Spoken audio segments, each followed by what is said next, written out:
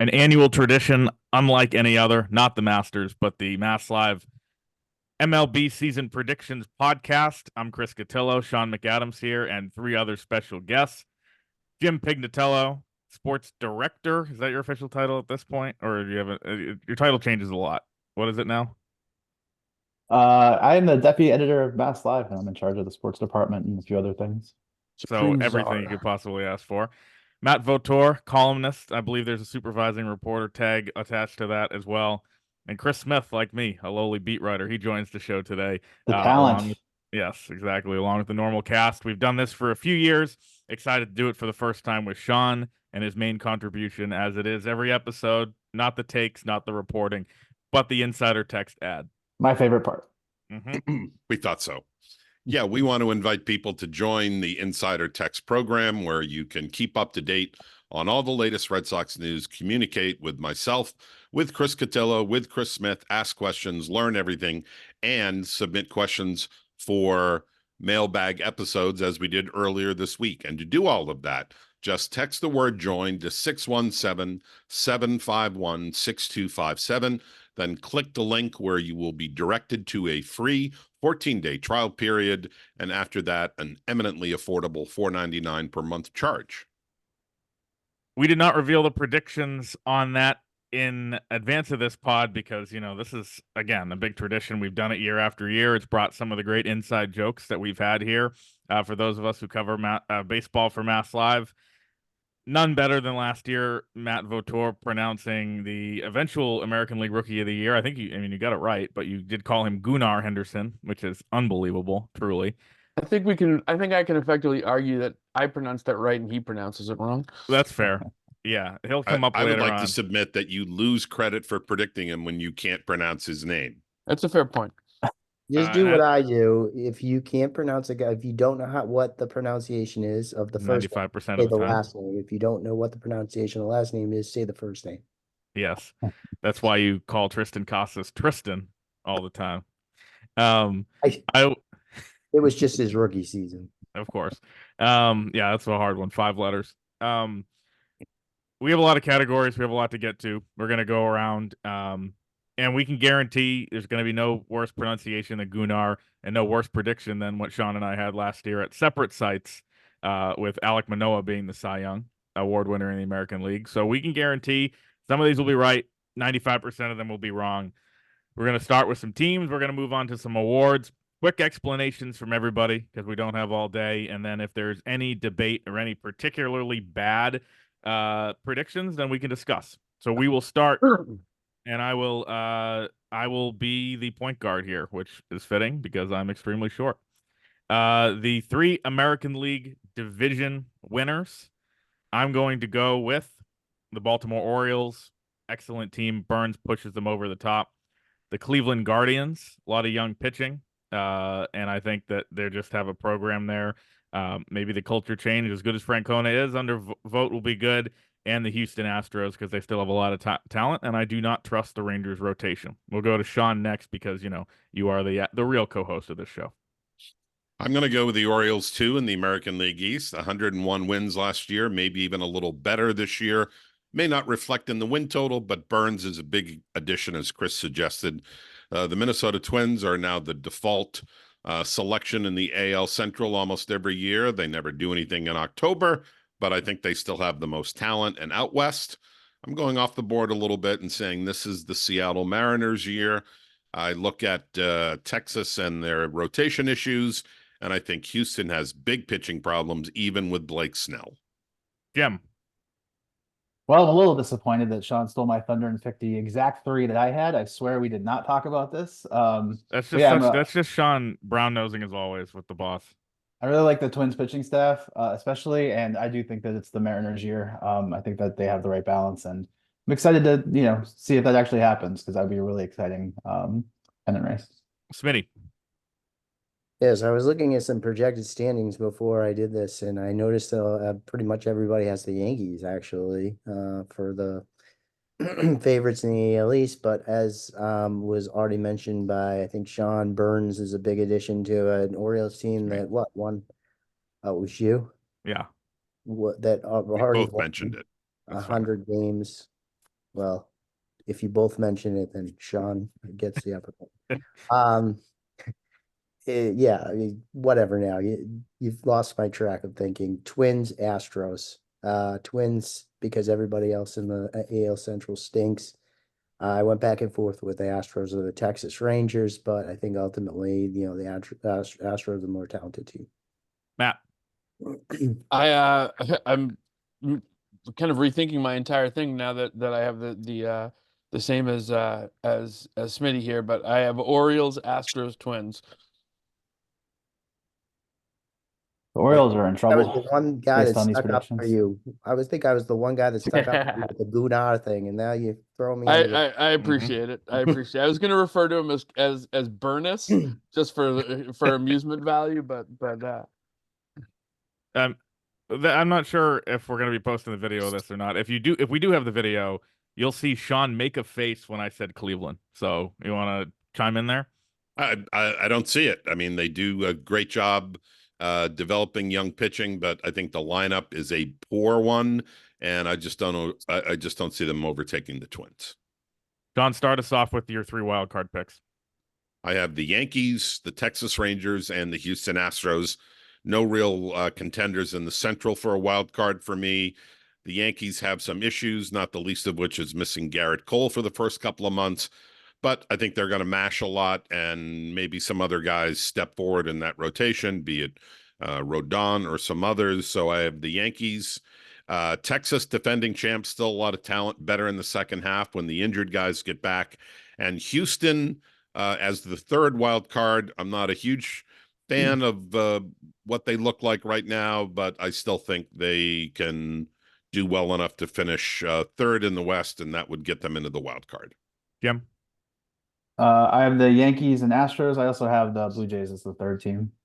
I think I don't know. I don't have a lot of faith in the Rangers, kind of like being a great team again this year, but it might just be that, I need to see a little bit more before I buy into them being the best or even the second best in the West. So that's where I'm leaning. Smith?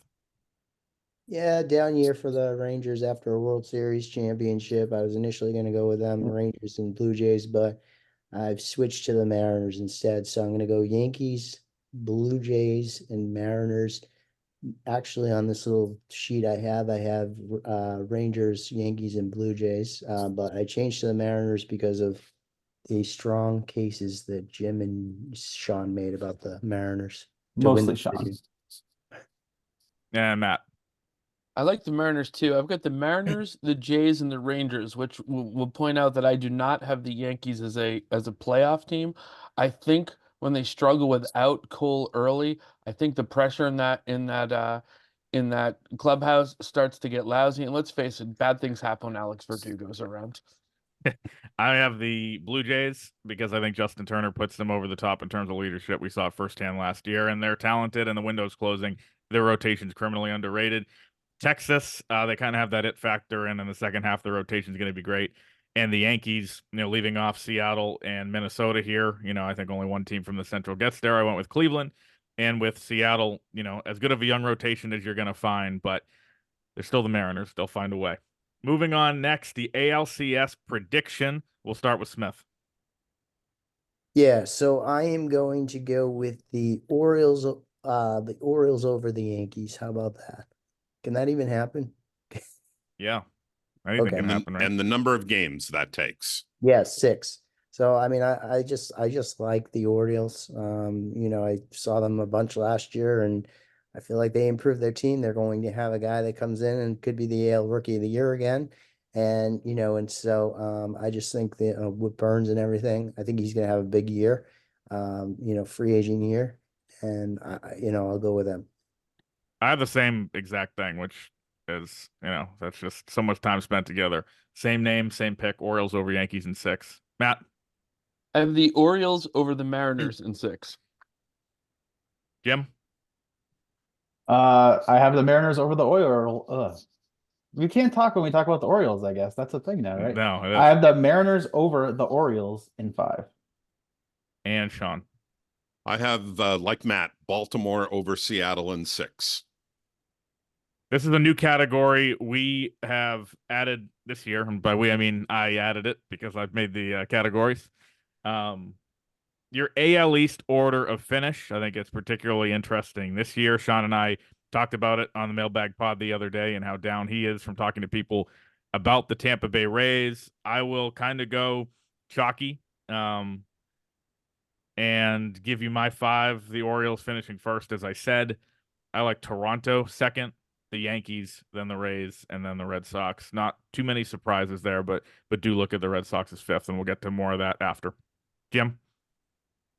I have the Orioles, Yankees, Blue Jays, Rays, and Sox. You just assume that the Rays will figure it out with their pitching, but just having so many injuries, I just think it's a bridge too far at this point. And of course, there are things that have happened with that roster that they were relying on to build on that have happened since. And so I just think it's going to be a little bit of a year that we look back on and say, oh, that was a down year for them, and they'll bounce back next year again. Sean, yours is kind of like a Sudoku puzzle because we know you're giving hints on what order you're going to go in, so we kind of know it, but go for it. Yeah, I have Baltimore, New York, Toronto, Boston, Tampa Bay. So I envision not a great Red Sox team, but one that might finish over 500. And I think the bottom falls out on the Rays. And I'll probably look foolish on this, both having the Red Sox out of the cellar and having the Rays there. They're always seemingly better than they should be, but I believe this year will be the exception to the rule. Jim, this is what you get for hiring such a homer. And in that situation, Sean, the Rays will draft like 5 tremendous pitchers in the first 5 rounds. I assume is also part of that prediction. And make up for it. Yep. Right. Yeah. Matt? I have the Orioles, Jays, Yankees, Rays, Red Sox. And Smith. Orioles, Yankees, Toronto Blue Jays, Rays, and Red Sox. Another year in last place. There you go. So Sean alone in his take that the Red Sox are going to be 4th. Not a surprise after what we heard in the mailbag the other day. We'll move over to the National League, and I'll start it off. 3 division winners. I think 2 are supreme chalk. I'm going to go different in the Central. I think, again, Atlanta and the Dodgers, I think, are just stacked. They're, if they don't make the playoffs, something horrible has happened. And I like the Cincinnati Reds in a kind of mediocre NL Central. I just think that they have this young core. They can be exciting. They were very exciting for a long period last year. No more Votto, but I think a team that could surprise some people. And you never think of them as a contender, but I think we should start. Sean?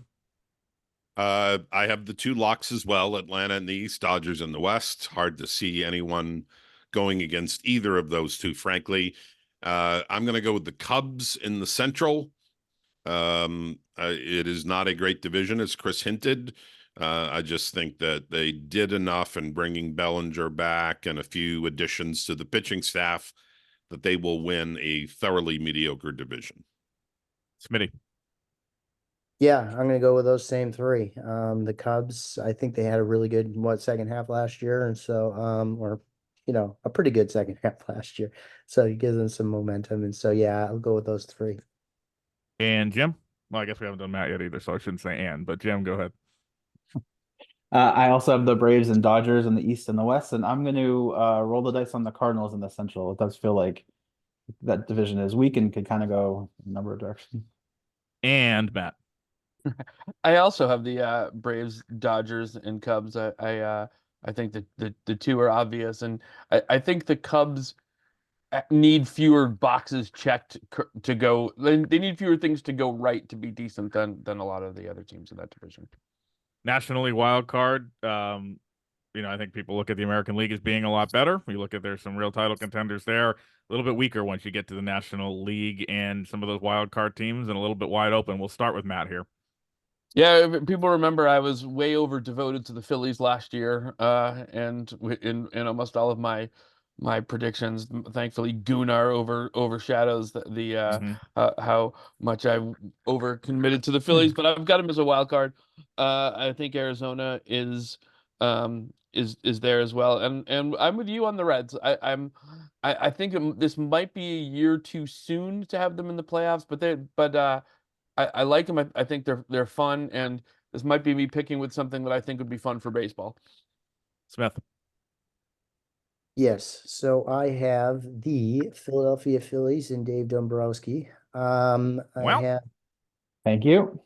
Diamondbacks, young core, who got to the World Series last year. And my final one, I'm going to change it to the Reds. God, They you are convinced me you are harder so than- easily. He is persuaded. easily influenced. Yeah. I know. It's Who not did you good. who do you pick to win March Madness? I'll change that in 2 seconds. Okay, there's no chance that UConn isn't winning. No, they're gonna get knocked Because out. not I only like are they 10 times better than everybody else, but I really don't want UConn to Where's win. my referee whistle to stop this basketball talk? I like the idea that Smith goes to his polling place on election day, and whoever has the most signs is the one that's getting his vote. Yeah. The swing vote, ultimate swing vote. Sean on wild cards. Yep, I have the Phillies. I also have two other teams in the West. So the Dodgers are insurmountable, I think, according to most, but I'm going to go with both the Giants and the Padres. I think Arizona takes a step back, but I think the Giants and Padres rebound. Jim. I have the Phillies as well. Thank you again, Chris, for the Dombrowski impression. I was looking forward to that today. And I have Arizona In and the Giants. particular. Exactly. I have Arizona and San Francisco as the other two. Go chalk with Philly for the same reasons. The Cubs, because I didn't have them winning the division. In Arizona, I mean, I know Erod's hurt, but their rotation was kind of their weakness last year. I think he's going to help them. And with Gallen and some of the other young guys they have, obligatory mention, go Heels, and I like them there. NLCS, this is possibly chalky as well, but Dodgers over Phillies in 5 for me. You look at the Dodgers roster, and so much would have to go wrong for them not to really make it to the World Series. Honestly, I mean, I know it's a long season and all that, but there's just no holes. So I'll go with them to beat the Phillies in 5. Jim. Give me the Dodgers over the Braves in 7. Smith. Phillies over the Dodgers in 7. Sean. The real World Series, Atlanta over the Dodgers in 7. And Matt. Nobody ever picks series in 4. I'm taking Dodgers over the Braves in 4, just for fun. So we all think it's the Dodgers against a National League East team with a lot of good players. So look, I mean, that's talk about an echo chamber we have on this podcast. But I think that one's easy. World Series picks. Everybody knows who we picked for the pennant. If you can remember back 5 minutes when we did the AL, I have the Dodgers over the Orioles in 5. I just think those are the two best teams. There's good pitching matchups across the board. A lot of young talent. Good for baseball. Exciting East Coast, West Coast. But the Dodgers get it done. Smith. I have the Phillies over the Orioles in 6. That's a great travel situation for national baseball writers. As good as it gets. Sean? I have Atlanta over Baltimore in 6. Matt? All right, I've been thinking a lot about the 1990 World Series when everybody assumed the Braves. Yeah, I remember it well. Yeah. I've got the Orioles over the Dodgers in 6. And Jim? I have the Dodgers over the Mariners in 5. So, not as much Dodgers love there as I thought we'd get, but we can only you can only go chalky so much. So that is our predictions for standings, teams, all that type of stuff. Move on to individual awards. Anybody have any picks they absolutely hate from anybody here from the World Series picks, anything like that? No, I don't think there's anything outrageous in there. You still think the worst pick of the day is the Guardians to win the Central? So far. I'm all in on them then. I can't wait. We'll move on to the awards. We have a chance to repeat great history here. We can guarantee out of these 6 awards, there will be somebody who makes a horrific pick. There's some really good ones in the past. Matt obviously got the pick right, said it wrong. Chris Smith had Corey Kluber to win Cy Young like 2 years ago, which is unbelievable. Wasn't 2 years ago. It was the It first was year. last year. Come on. It was the Yeah, first year that he was with opening the day starter. Opening day starter. That's right. I had Giolito a couple years ago, and he was horrendous. Me too. Noah last year. But we're due to get hot, and I think this is going to be our opportunity. So we are going to give you the American League award winners, starting with the MVP. And for old time's sake, I'll go back to a well and an old friend here. Gunnar Henderson takes it home, does Rookie of the Year 1 year, MVP the next. Give me the Orioles young star. Matt. I love Julio Rodriguez, and I'm clouded by that. But I think the Mariners are going to be good. I think he'll get attention for that. I think he's the guy. Sean. I have Julio Rodriguez as well. The two of you just guaranteeing he has a down year. Yeah, pretty much. Jim. I have Juan Soto. And then after an MVP year, what does that contract look like? 600? I can't even imagine, honestly. Yeah. And Smith. I thought I was going to be the only one with Juan Soto. Jim, come on. I go with Juan Soto. I think he's going to be motivated. That swing's going to be incredible there. That's not a bad pick at all. Motivated. All right, Matt, get off the call. Motivated. American League Cy Young. Sean, I think this is the one we screw up the most over time. So who are you cursing? I think we might be lined up again. Who are we picking here? I'm going with Logan Gilbert. You're close to me. I'm going to take George Kirby. Okay. Oh, me too. So one of those, on. those are the guys I was saying the Red Sox should go after. So they're just fresh in the mind, but they're very good. They're young. They turn the corner. Good pick, Jim. Thanks. Smith. Corbin Burns. Show me the money, free agent year. You can tell I listened to a lot of the Fenway Rundown podcast based on Sean and I matching on things. Now you and I on this one. Who doesn't? And Matt. This is where I wrote down Burness just for your amusement, but Corbin Burns, I think, he's my Cy Young. Burns. And I think he's a guy that I know that doesn't seem like they ever will right now, but I think he's a guy the Red Sox could pay a lot of money for in a year. I think that we should start thinking about that already. That market's weaker. Zach Wheeler's off the board. He's the guy I would have, really wanted the Red Sox to get from my perspective. I do think that, he's going to get really, really well paid in about a year. Last but not least, American League Rookie of the Year. I voted for it last year, and yet I still didn't steal the show with the pick. Matt, who do you have there? Really wanted to take Wyatt Langford, who I like a great deal, but I think Jackson Holiday is well positioned for it. Smith? Yeah, I have Jackson Holiday as well. Easier name too for a Baltimore Oriole. Sean? I do have Wyatt Langford. And Jim? Went with Evan Carter. I also went. We're really, I My guy. gave Sean a lot of crap for brown nosing a minute ago, but now we have two straight correct picks. Exactly. Evan Carter, already showed it on the biggest stage, has the rookie eligibility. I just feel like that's a good pick, and I think some of us said the Rangers are going to be down. I don't think he will be. Looks like a future star and very poised last offseason as well. National League MVP. This can sometimes turn into a pissing Red Sox fans off that Mookie Betts is no longer here. We will start there. Do any of the four of you have Mookie Betts? Yo. So Jim, yes. Matt, yes. I do. You just explanations, please.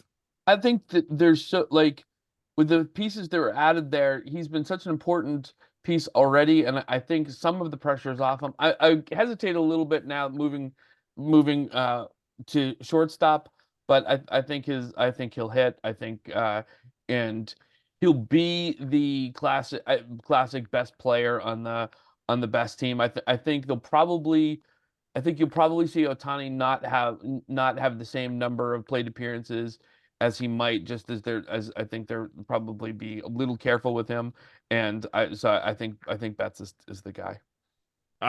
There was an MVP race between two guys all last year. It was Mookie and the guy I'm going to pick here, Acuna. I think he's the best player in baseball. John? This is my flyer. This is the one I go out on a limb on. I'm going with Fernando Tatis Jr. I think this is the year, finally healthy, maybe not as much pressure given the losses the Padres have had, and I think he explodes. Great talent. None of us bet on baseball against company policy and just wouldn't be the right thing to do, but I bet you could get ridiculously good odds on Fernando Tatis compared to the rest of these guys. Duly noted. Smith? I was gonna go with Fernando Tatis. Uh, but I mean before earlier in the day, but I changed it to Acuna, and I'm not gonna change it back to Tatis because I'm not easily influenced. Well, who knows? Maybe my explanation on Acuna was what did it. When we revisit this at the end of the year, I want to see I want to see how Smith's changed picks did versus his I initial know. picks. It's a the ultimate question. cop out. It's a It's only question of two. your listening versus your gut, and yeah, I'm curious. Let's The get to other actually people's looking at it, perspective. Acuna's the favorite, 5-1, and then Mookie, Ohtani, and then Tatis at 10-1, which is higher than I would have thought. He's fourth there, tied with Harper. The next guy on that list was the guy I was debating, Freddie Freeman. Somehow, after all this time, criminally underrated, but went with Acuna instead. National League Cy Young Award winner. I teased it because I said he was the guy that I would have signed if I were the Red Sox. He signed an extension. Another guy who has put together an unbelievably good career, and that is Zach Wheeler in Philadelphia. He might not make the Hall of Fame because Franchi Cordero did hit him 500 feet, and that might be the deciding factor. But if not, I think he's poised for a great year. Sean?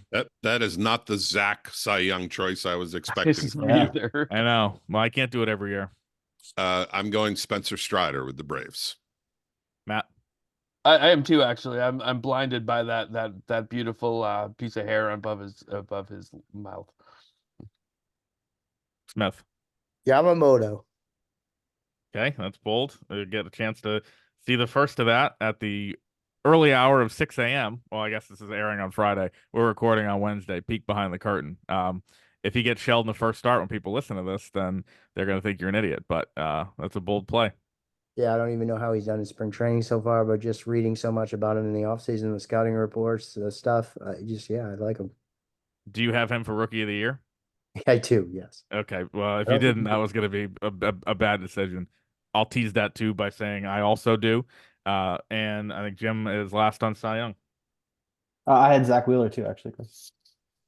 This is getting a little insane. We're about 50% hit here. Nope. Rookie of the he's Year been bad. He's been bad in spring training, so doesn't matter. Never mind. training stats mean nothing. Go on. Rookie of the Year, some candidates, especially, Jung Ho Lee coming over and some different guys. I think Yamamoto's the clear favorite there. The odds reflect it. I'm not as high as Smitty with the Cy Young pick, but I do have him as Rookie of the Year, as Smith does. Jim, are you third on that? No, I mean, the question is whether we think that whoever ends up voting for that award will vote for him in the unique scenario that when Japanese Right. players come over as stars already established in their leagues. I'm gonna go with Jackson Merrill. I kind of had to pick between Jacksons. And I didn't say why Betts was kind of my favorite either, but I think similarly, there's a real narrative storyline between Merrill moving to potentially to play center because they have so many darn shortstops on that team. And if he hits and they, and that's part of the narrative for them, I think that it'll be a narrative that a lot of voters could buy into if they're not, thinking that Yamamoto as a candidate for Rookie of the Year. Sean? I am picking the rookie who actually we could forgive Matt for mispronouncing, Yoshinobu Yamamoto. And Matt. Yoshinobu Yamamoto. Very good. I've been practicing. There's some other tough ones here. I think the most Oh no. Gunnar would have been Mason Wynn just because of the strange way that he spells Mason, but I steered pretty clear. It, definitely the not the least favorite Mason we all know because of our staff composition with Chris. That is the award winners. Anybody think that there were particularly bad picks in there? I think Yamamoto for Cy Young is a little bit of a stretch, but I think he's going to have a great year too with Rookie of the Year. So, anybody have any big complaints? I think it's not a bad Cy Young pick because if he is good, there's going to be so much conversation about it, and I think if he's terrific, there's going to be mania around it, and that's the sort of thing that can ride him in there. I think if you're trying to take bold picks on this thing, which I've been known to do, I like Smith's pick on that one because even though it's tougher to be right on it, he is a shot to be right and could be talking trash to us at the end of the year. I'm sort of fascinated by what the national narrative will be around that team if they are the juggernaut we think? I mean, is this going to be like Durant Warriors and, you know, the Patriots when they were running off wins? You know, is it going to be sort of this thing of that's all we talk that, you know, that's what's the big conversation piece, you know, and is it, you know, does it dominate the conversation that way? And to Matt's, and I get, you know, Chris Smith's point too, really good players on that team, they'll just the profile will even grow because of that, if that's the case. Just looking at betting odds because I find it interesting, both in a work setting and recreationally, not for baseball again. For the American League MVP, the favorite is Judge at plus 550. None of us had him. Alvarez is also in the top 4 there. Corey Seager, Adley Rutschman, Bobby Witt, not mentioned by any of us. In the National League, Ohtani is high up there. Nobody talked about Harper. Cy Young-wise, in the National League, the favorites are Strider, then Wheeler, Webb, Yamamoto, and Zach Gallen. In the American League, no one had the favorite, Kevin Gausman, or the secondary guy, Framber Valdez. So some guys we left off. And Rookie of the Year, kind of had all the chalk in the American League spoken for. In the National League, Yamamoto at plus 175 is a very. I am stunned that Valdez is second on that Cy Young award after tanking in the second half last year. Too. Yeah. The funny thing about Judge is, the health is always going to be a question for a guy as long as he is in playing the field. That's always becomes a thing. But on top of that, it's so hard for him to have what's going to be perceived as a great year for him because he set the standard so high. And I think that's one of those things. He might have the best year in baseball, but it won't be looked at the same way. I also would worry about what moving to center is going to do to him physically. Yeah. There's a lot of ground to cover. You can get beat up. And this is a guy who has some difficulty, or has had in the past, difficulty staying on the field. So to me, Soto would be a much more logical MVP bet if you're going with a Yankee. And I really like Bobby Witt. He's one of my favorite players to watch. I just worry that they're going to be out a bit early, and, you know, a lot of voters will say, well, he did plenty of meaningful games after the All-Star break, and so great year, but not an MVP candidate. And Gausman, I considered him strongly too, but I'm not picking somebody with a shoulder issue in March and then finding out in April that my pick is already up. So I figured just from a likelihood of issue standpoint, I zagged. Moving on to the Red Sox, partially the featured part of this today, and obviously what we cover on this show on a daily basis. We'll have some individual awards, some Red Sox predictions here. First of all, the record and the place in the American League East. You know that Jim, Matt, Chris Smith, and myself all had them 5th. Homer Sean had them 4th. But the win total and a preview here, no matter what happens, Jim Pignatiello always has about 6 to 7 fewer wins for the Red Sox than everybody else. Some years it works, some days it doesn't. So we'll let you start it off. Where are you going this year? Well, so I will remind you that I was the highest on them last year, and then look what happened. It backfired, right? Yes. It was by like 1 game, but I was Mr. Sunshine last year, like Sean is this year, and that didn't go well. I have them, as you said, in last place, of course. I have them with 77 wins, 77 and 85 this year. I think, to be honest, I kind of skewed optimistic for how I kind of foresee this going, but I'll be fascinated to see what the rest of the group thinks. Sean. Yeah, let's not get out of control here. I have them at 4, but I have them a game over 500 at 82 and 80. I think some good things happen. Abreu and Rafaela blossom. They get decent seasons out of a couple of the pitchers who need to step up. I am a big Trevor Story guy this year, so I think they are a tick above 500 at 82 and 80. I will be the inverse of that at 80 and 82. Good for 5th in a competitive division. Smith. Yeah, that's what I had too. 80 and 82. I mean, you look at them last year, and they were above 500 for, you know, basically a 500 team for. They were the most 500 team of all time. They were a 500 team, but until they quit. You know, and then they quit in September, and they went 9 and 19 in September, and the 1 game in October. So I think that they'll, you know, I mean, that reflects that they can be about another average team again this year, and I say 80 and 82.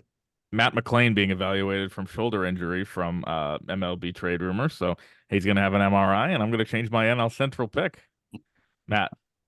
Well, I think they're going to be sellers at the deadline, and I think I've got them with 74 wins, and I think that's going to reflect a rough finish because I think they're going to be sellers. Well, that'll at the be a deadline. novelty around here. They've really run through the tape the last 2 years. Very reasonable. Yeah.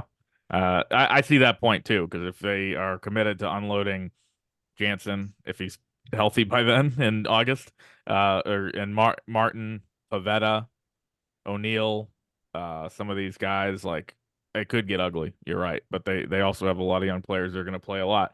So we range from 74 to 82, all kind of around that projected total, 77.5, 78.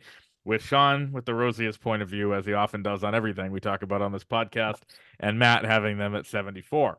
We move on now to the Red Sox MVP. Sean, you said you're a big Trevor Story guy. He is going to be my MVP for the season. I know it should be Devers every year because he has the most talent and the numbers are there, but I think Story is going to take a huge step forward. He has a lot to prove.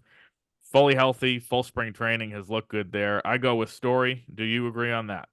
I do not. I do think Story's going to have a huge bounce back year, and people will be happy about that. But the guy who's really going to take off is Tristan Casas. I can see him hitting 35 to 40. I think he's a star in the making. I think he is going to be their best run producer and their MVP. Smitty on MLB. Yes, I would go with Tristan Casas too. I just think everything Sean said there, but he's a true superstar. The ability to control the strike zone like he does, just so disciplined, and what he showed with the ability to control the strike zone during the first half, but then also the ability to add, power and be a complete hitter during the second half. I think he's just going to have like the second half that he had last year. I think it's going to be the whole season this year. Matt.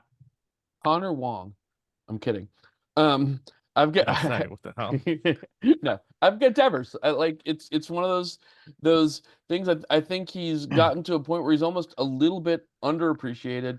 I think having Casas be better around him. I think Story having a better year. I think helps Devers' numbers, and I think he has a strong season. And Jim. I have Devers as well. We'll circle back on the why when we get to predictions, but excited to see what he does this year. We'll go with pitcher of the year for the Red Sox. Last year, I think I had Pavetta, who, if you took like individual outings, would probably be correct. None of us, I don't think, had Chris Martin being the best player in baseball last year, which he was. The greatest season I've ever seen. My pick here, it kind of depends on age. If you're over 50, you call him Bello. If you're under 50, you call him Bayo. And I really, really think he's going to take off and have a very good year. The Red Sox signed Brian Bayo to a big-time extension. They made him the opening day starter. He's embracing all that, and I think he just takes off. Sean? Bello, since I'm over 50. No. I am going with Cutter Crawford. I think this is his breakout season. I'm writing these down, and now both of you have faked me out, and I have to cross them out. So thanks for Cutter. Don't just give it a minute then. Let it breathe. Okay. Crawford is a guy that takes the big step forward. He's had a terrific spring. I think that continues. I think he will be their best starter. Jim? I am under 50 for not so much longer, but still. And I'm going to go with Bayo. I found this to be a really tough choice, to be honest. Like it feels like you're going to throw a dart and pick guys with upside like Cutter Crawford. I think what I like that Breslow, who we believe in, especially his ability to, analyze pitchers and project them out. I think the fact that they invested in him and as Chris said, made him the opening day starter. I'm going to buy into that Breslow. Have a lot of faith that this is going to be a big step forward for Bayo. Matt, I'm going to go with Connor Wong here too. Well, who is your over 50 person that pronounces it at Bello? Probably there's a lot of people that think it's Bello.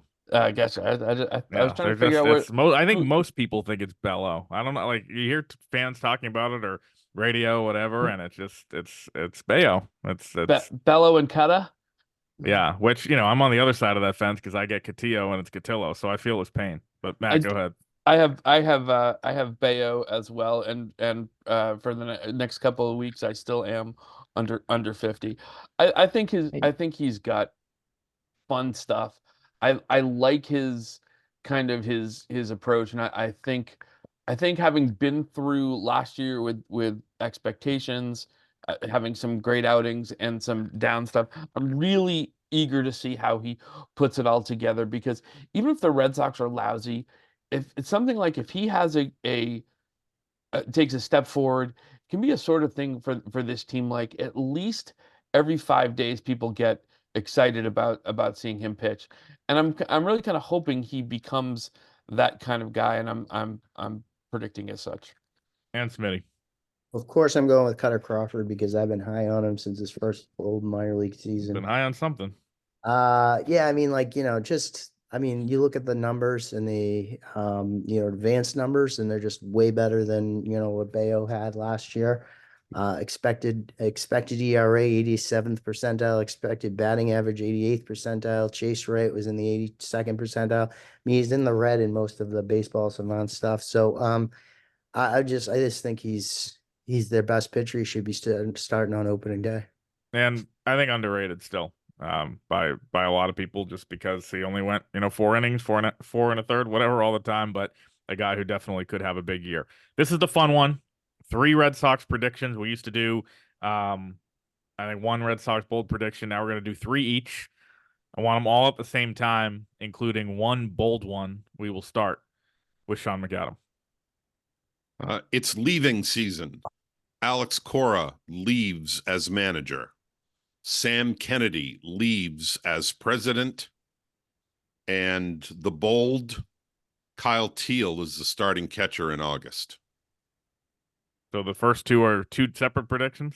Yes. Okay. And Teal. And what was so complicated about that? Well, he introduced leaving season. I thought we were pairing them together. Because there were 2 of them. I think Cora is kind of chalky. I have the same one. What's the rationale on Sam? Just a new title? Just a lot of FSG stuff to attend to. Not the amount of time that is needed to focus on the Red Sox day to day. We've seen this gradual promotion of him in the big picture with Fenway Sports Group, and I think he decides it's time to give up the CEO and president title of the Red Sox, and someone else is put in. Jim. I don't know that I'm going to be able to match what you guys have here, but my first one is I think that Devers sets career highs in both home runs and on base percentage. He's getting into his prime years here, and I think we're going to see a big jump forward. I'm not necessarily saying that on-field performance and hitting has a lot to do with what you're willing to like kind of say and talk about as a leader, but I really liked his mentality coming into spring training. I'm hoping that we'll see that kind of all be a part of the overall maturity that we see out of the team's, long-term signed star. My second one is I think this is bold. We'll call this one the bold one because the contract kind of makes it a little bit harder to, wrap our head around. But I'm going to say Trevor Story is not the second baseman for the Red Sox, or not starting for the Red Sox period by the end of the season. If he's really good, I think maybe they find a way to pay some of that contract and trade him to a contender for something of real value. And if he's really bad, I think maybe they sit him down and they give another one of the prospects a shot at second, or move the infield around a little. I was thinking of making that one of the bold predictions of him playing so well he gets traded. Yeah. Like I don't think it's that ridiculous, but yeah. And your third? I was thinking about this too. I think the saves leader for the team is not on the opening day roster, and including Kenley Jansen, whether he's on the DL or not, I'm going to say including that it's not him either. I have one similar. Matt. I actually have Kenley Jansen does not lead the team in saves was one that I had out there. Not as that bold, but I do think somebody else, it might be somebody on the roster, but I don't think it'll be Kenley Jansen, whether it's his health. I think if he's healthy, he gets traded, and maybe earlier than the deadline for a team that wants to fix their closer situation. We've seen that before for sure. Where a team has Sean's mentioned this in several episodes in the past, what happened with the Royals last year, where team just can't figure is good and can't figure out the ninth for a month and a half, and they're willing to make the move now instead of waiting for July for sure. Mm-hmm.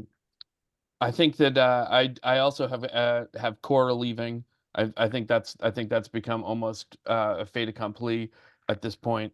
I have Nick Pivetta being traded at the deadline as my bold prediction. I think he has a pretty good year. Red Sox will recognize that they're probably going to be at the point where they'll get the most value for him right now than maybe at any other point for a team that needs a pitcher and that has a pretty good playoff sort of mentality and approach. Your bold predictions that a bad team trades a rental at the deadline? Yeah. Ed Smith? I picked specifically Nick Pivetta, yes. That's right. Yeah, so I know I had Tristan Casas as the MVP of the Red Sox, but so he's gonna have to post some big numbers because Story I have hitting 30 home runs. He's hasn't hit 30 home runs in 5 years or 6 years or whatever, but I think he's gonna have a big year. I think the bat speed will have improved and yada yada yada. He's the guy to hit 30. Hauk is gonna be their second best starter.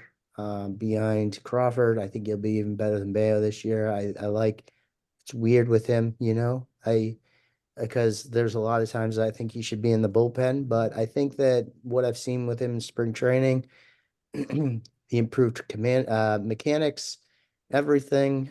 He's only walked 3 batters.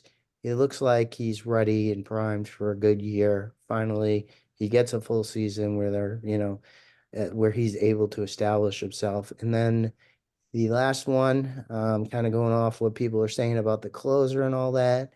I think by the end of the year, Isaiah Campbell will be the closer. I know that you would think that like if Kenley was traded at the deadline and Hendricks wants to be back, I just think that, Hendricks is it's very ambitious to be back by the trade deadline with the surgery, obviously, that he had. And we've seen a lot of delays of guys that want to come back. So I don't see him coming back until, 2025. And, when you look down that bullpen and everything, like Campbell's got good stuff. He held left-handers he's extremely good against left-handers. And in the offseason, he worked on a different pitch, a sinker, 2-seamer to, improve against righties. So I think, he's got that toughness and that, he could maybe be the closer by the end of the year. When you go last, you don't really have that many great options because a lot have been taken. Number 1, Story gets MVP votes and finishes in the top 10. I was going to go a little higher on that. I think he's going to have a huge year. Not too bold, I don't think, because he's had that in the past. Let's say semi-bold. Number 2 is the easy, chalky one that Cora coaches or manages his last game in a Red Sox uniform. We've been saying it for months. The writing's on the wall there. And number 3, I thought this was outside the box. It's not, because Chris Smith just came up with a wild card to lead the Red Sox in saves or take over in the second half. I have the Red Sox closer in the second half of the season being Justin Slayton. Not often you see a Rule 5 pick emerge in that role. We're kind of in the same line of thinking. But Justin Slayton has to be better than Isaiah Campbell because he was not traded for Luis Urias, and by default, that makes him better in that way. Well, as we've seen, people make bad trades. That's right. And if I can drop in real quick, just to correct myself, I think I said Story at second. Obviously, anywhere I was saying he will not be a starter. Period for the Red Sox. I will edit that, and I'll edit this too. You don't have to edit that. It's okay. I'm getting good at it. All right. That is our predictions panel. Thank you all for your well, if you want to go for a fourth prediction, Jim could be right on this one. So you go with Trevor Story at second base by the end of the year and Marcelo Meyer at shortstop by the end of the year. So here you go. That's possible. Trevor Story back to second. I don't think so. That is our predictions panel. Sean, one more time, how do the good people track everything we do as part of MassLive's Red Sox coverage in an exclusive manner? Simply text the word join to 617-751-6257. Click the link to subscribe, which comes with a free 14-day or 2 weeks, whichever comes first, free trial period, and then the very affordable $4.99 monthly charge, the best money you'll spend this baseball season. That is veteran leadership right there, doing the ad read so well in front of the boss. Jim, how do you do? Oh, great as always. My Great. favorite part of the podcast. Perfect. Fenway Rundown for today. We're doing some big game hunting for guests next week. That's called a tease in the business. And if you want to know who we're going to have, sign up for the Fenway Rundown Insider Text.